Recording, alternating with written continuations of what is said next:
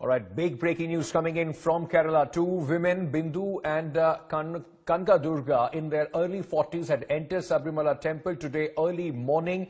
That women started their climb midnight and reached the temple post 3 a.m.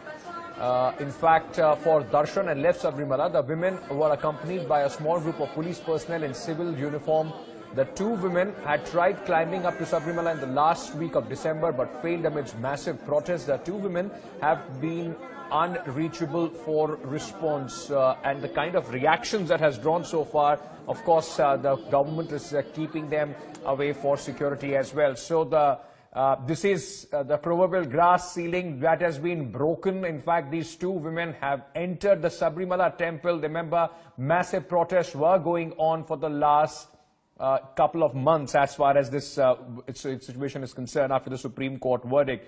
Let me go across to my colleague Gopi Krishnan Unithan for more on this story. Gopi, now this is a big development. Despite protests for the last 2 months, two women have finally entered the Sabrimala shrine as the Supreme Court judgment, given the right by the Supreme Court judgment. Bring us more details on what and exactly how it happened. Well, Ankit, this is going to be an extremely crucial development in the whole narrative of the Sabrimala issue and the controversy that has unfolded over the last 3 months or so. So now I'm going to explain what has actually happened, and this is attributed to the police sources. At around 3:30, these women, they entered the Sabrimala shrine, which is almost 5 kilometers from Pamba. And as far as we understand from the police sources, they were accompanied by at least 4 or 5 police personnel who were not in their uniform. And that is one intelligent tactic that the state police has taken this time around, because every time when there is a woman who is trying to enter the Sabrimala and try to offer the prayers, they are being stopped by the protesters because they get easily noticed when they are accompanied by the police personnel who are in uniform. So this time around, they have changed the tactic. They have actually taken police personnel who were in civil dress so that they could actually climb uphill, climb the whole 5-kilometer stretch from Pamba to Sabrimala without being noticed and stopped by a single person. And after reaching the shrine, they took an alternative route, and I don't really think if they have actually stepped on the 18 steps to enter the shrine, they have actually taken an alternate route which is actually available for the media and other persons who are delivering their official duties.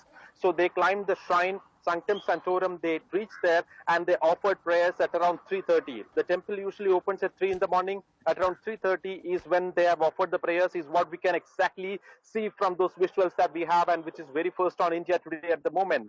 And after that, they were safely taken back, and we were actually trying to get in touch with these women, but now their numbers are unreachable at the moment. We can obviously understand because of security concerns. They have now been shifted to a safer location for their own safety, is what the police sources are telling us. This is a big story that you're breaking here on India Today. Gopi, very quickly before I let you go, has there been a reaction so far from the BJP, which has been spearheading protests against the entry of the women, from people like Rahul Eshwar, those who have been at the forefront of it? Well, Ankit, we must understand that, most of these people are only getting to know about this information, and it will only be after most of our channels break this information, many people will even come to know, because this is not actually information that is spread on the social platform or anybody. This is a first-hand information that we have got from the credible sources in the intelligence and also from these women.